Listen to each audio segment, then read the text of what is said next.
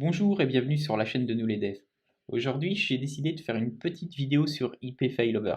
Je suis en train d'écrire une petite série d'articles sur IP Failover et c'est vrai que il y a beaucoup d'étapes, c'est pas compliqué, mais ça demande beaucoup de lignes et beaucoup de screenshots et c'est peut-être plus simple de vous montrer ça en vidéo. Alors ce que je vais faire, c'est à partir de zéro, c'est acheter une IP Failover, l'attacher à un serveur et vous montrer concrètement comment ça se passe le basculement. La première chose que je vais faire, c'est créer deux instances qui sont en fait deux serveurs. Donc je vais dans le public cloud, je vais dans NLD test et là je clique sur donc compute instance. Donc c'est la page sur laquelle je suis. Donc je vais cliquer sur créer une instance et là je vais sélectionner dans les onglets ici Discovery. Donc je vais cliquer sur D2-2 suivant.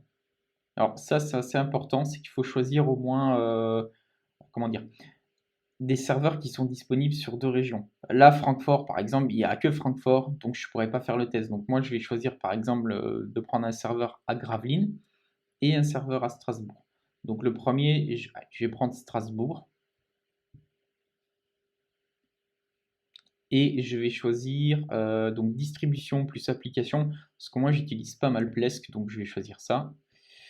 Euh, donc là, donc on va cliquer sur ajouter une clé.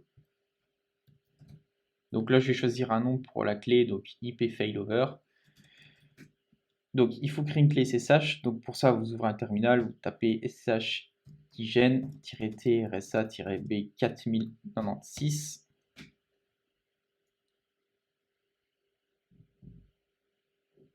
Donc là, je vais changer son nom. Je vais choisir IP Failover. Voilà. Donc je vais aller l'éditer. IP ID RSA ipfailover.pub.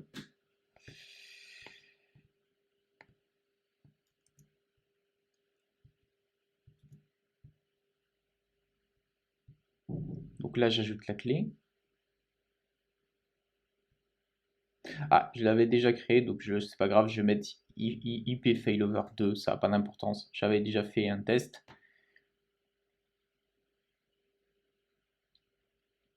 Donc là, je clique sur suivant. Donc là, je vais créer une seule instance pour l'instant, donc qui sera à Strasbourg. Donc ça, j'ai pas besoin. Je clique sur suivant et je choisis un coup à l'heure. Donc je crée une instance. Donc moi, je suis obligé de faire ça. En général, on achète d'abord l'adresse IP avant de créer le serveur, parce qu'en fait, le serveur, je vais le payer en attendant que j'ai une IP failover. Mais en fait, l'IP, on est obligé de l'attacher sur une instance. Et si je choisis l'Allemagne, bah, en fait, je pourrais plus basculer en France. Et comme il n'y a qu'un seul serveur en Allemagne, bah, je ne peux pas vraiment faire le test de basculement. Une fois que mon instance est prête, je vais aller dans IP failover. Ça, c'était une ancienne IP associée, on ne va pas en tenir compte. Donc, on va cliquer sur le bouton Action, acheter des IP failover. Dans le cas où vous seriez sur du bar metal, donc vous pouvez cliquer sur Bar Metal Cloud. En fait, l'option elle est accessible un peu partout. Donc ici, il y a IP et puis il y a commander des IP additionnels. Donc dans le cloud, ça se passe ici. Donc là, je vais en choisir une. Là, je vais choisir que ça pointe sur le data center que je viens de créer. Donc il faut choisir le pays France. Donc je vais cliquer là-dessus.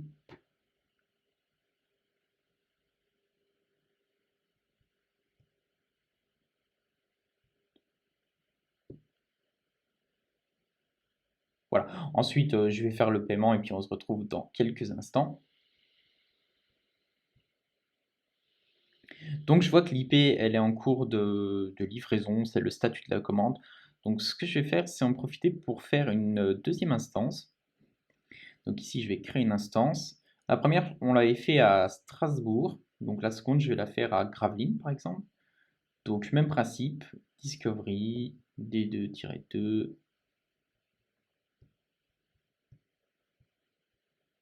Donc je vais choisir exactement le même type, hein, c'est distribution plus application. Donc Plesk. Donc je vais cibler la clé SSH IP failover 2.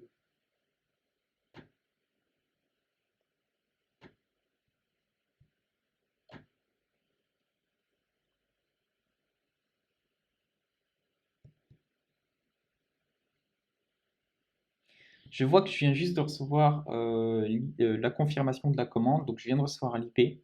Donc afin de gagner un peu du temps, je vais déjà configurer un sous-domaine de mon domaine principal pour qu'il pointe sur cette adresse IP. Donc je clique sur zone DNS. Donc je localise ipfailover.nowlesdev.com. Donc je clique sur les trois petits points à droite. Là, je fais modifier l'entrée. Et là, je vais saisir la nouvelle IP failover que je viens de recevoir. Donc c'est 87.98.190.205. Là, je fais suivant, valider. Voilà. Et pendant que le changement DNS il opère, je vais essayer de faire répondre les deux instances sur un page web ou peu importe un fichier. Donc là, je clique sur le nom de l'instance. Je vais en bas à droite, je clique sur information de connexion. Donc il m'a copié automatiquement la ligne pour se connecter en SSH. Je reviens ici sur mon terminal. Je vais faire donc coller. Là, je vais faire -i pour spécifier une clé. Et je vais prendre la clé que je viens de créer, donc ID RSA underscore IP failover. Voilà. Donc là, je suis connecté. Donc si je fais le CD / var ls, donc là, je suis bien connecté à l'instance que je viens de créer. Et je vais faire plesk login. Ouais, ça. Donc là, je vais prendre ça comme ça.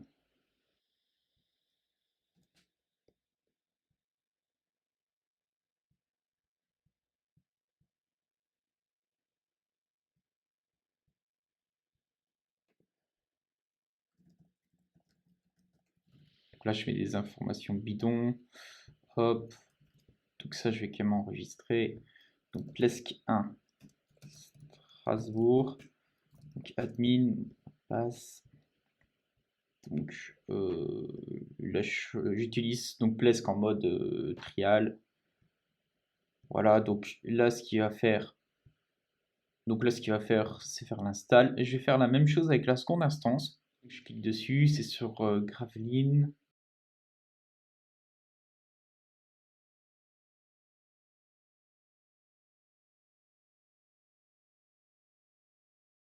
Donc ici, le Plesk numéro 1, donc sur Strasbourg, il a l'adresse IP 146.59.240.76. Et le second a une IP qui est totalement différente, donc 152.228.212.208.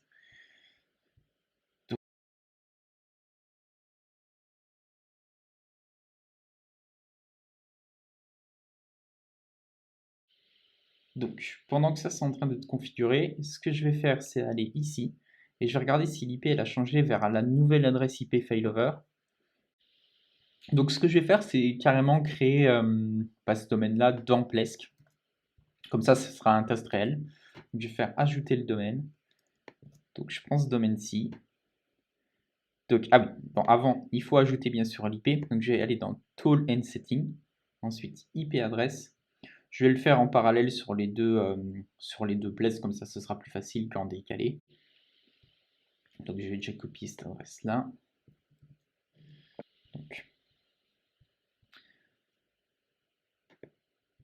Donc tool and setting, IP adresse. Voilà. Donc là je vais faire add IP. Donc là je vais coller simplement ça, en partager, OK. Et exactement la même chose ici. On s'en fout. Donc ici, l'adresse IP elle a été ajoutée sur les deux Plesk. Donc ensuite, je vais créer ce fameux domaine. Donc je vais copier-coller, ce sera plus simple. Hop. Des deux côtés.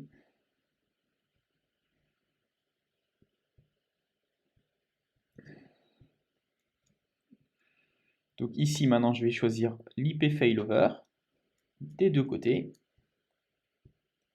Ici, l'username, on s'en fout, mais je vais quand même l'enregistrer au cas où.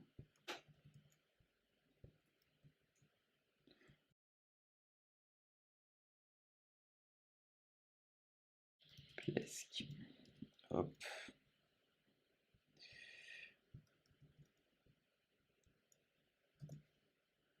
J'aurais pas besoin de me connecter au Plesk, hein, mais parce que je pense que je vais travailler avec le gestionnaire de fichiers qui se trouve sur Plesk même. Donc ici, voilà, le domaine il est en train de se créer. Donc là, c'est fini. Pareil de l'autre côté. Donc ce que je vais faire, c'est, comme je vous disais, c'est aller dans File Manager et tout simplement mettre un bête fichier HTML. Donc là, je vais mettre Strasbourg. Hop.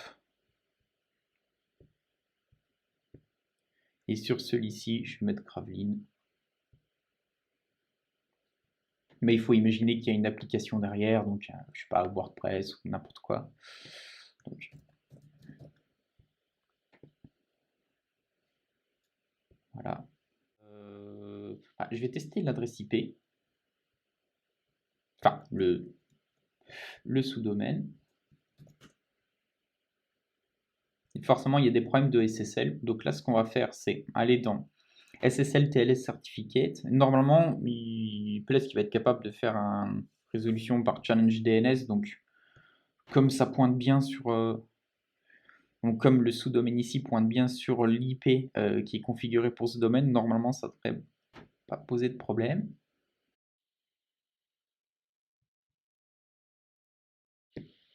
Et je suis en train de me dire sur l'autre non plus, en fait, c'est pareil. Donc, SSL TLS Certificate.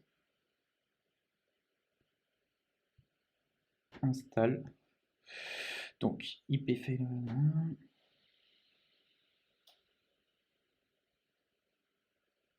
Ok, oui, l'IP pointe pas sur cette instance, donc il faudra le faire juste après. Donc ici, je vais rafraîchir. Là, ça marche déjà, sauf qu'il ne met pas la bonne page web. Je vais recontrôler. J'ai fait une petite bêtise, j'ai pas fait attention. Donc, File Manager. Je vais tout enlever carrément. Hop. Je vais faire Create File. Donc ici, je vais faire index.php. Et là, je vais faire echo Strasbourg.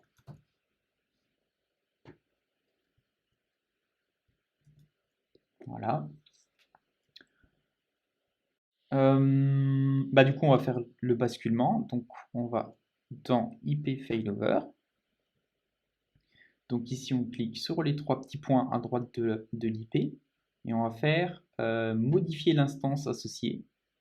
Et on va choisir Gravelines 11 associé. Et là, ça prend quelque chose comme 30 secondes. J'ai déjà pu mesurer, donc c'est assez rapide.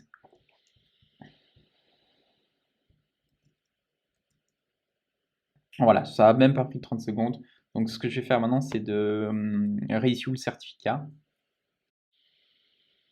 Voilà, donc là, il a réussi à installer le certificat.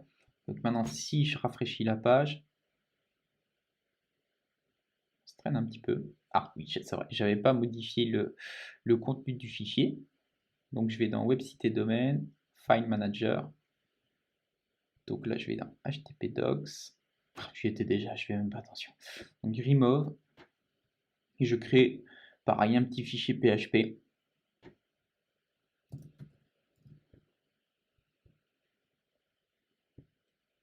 Et dedans, je vais mettre Gravelines.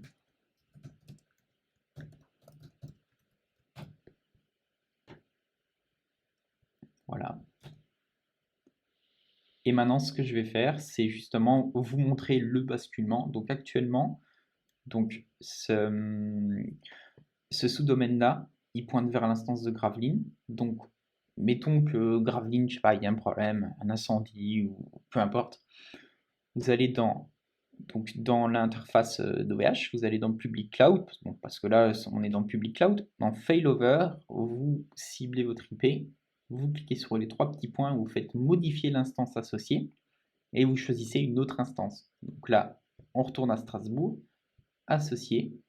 Là, je ne vais pas couper la vidéo, comme ça on va vraiment se rendre compte en termes de time. Et je rafraîchis, je sais pas, toutes les 5 secondes. Voilà, bon, ça a déjà marché, donc là ça a même pas pris 10 secondes. En temps normal, ça prend quelque chose comme 30 secondes. J'ai déjà pu le constater sur le bar métal. Je sais pas si, je sais pas trop s'il peut y avoir des gros écarts, mais ça reste assez stable quand même. Et donc du coup, voilà, un basculement, c'est tout simplement ça. Donc voilà, c'est tout. Si jamais vous faites un test comme moi et que vous voulez killer des instances, ben simple, vous allez dans les instances que vous avez créées.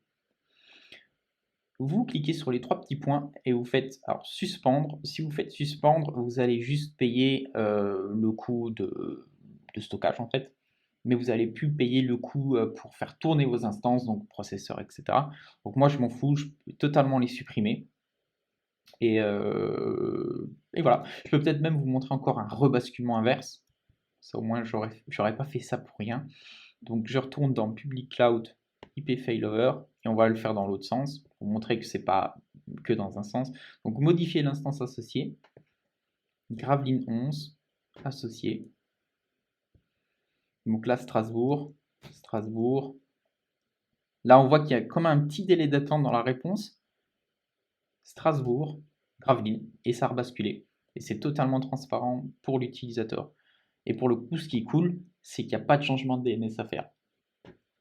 Voilà, et donc comme je disais, pour supprimer les instances, donc vous allez dans Instances, vous cliquez sur les 3 petits points, vous faites supprimer, confirmer.